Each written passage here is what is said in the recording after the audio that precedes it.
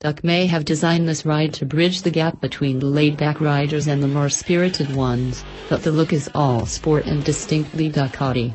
Head-on, the family sports the angry alien headlight arrangement set within the brow of the front fairing that continues down to a fairly typical engine cowl and radiator surround.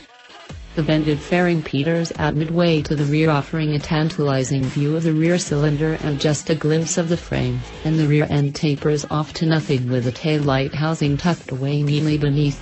Short standoffs mount the rear turn signals, a detail that could certainly be improved upon, but the front turn signals come stashed in the mirror housings and so are about as clean as it gets.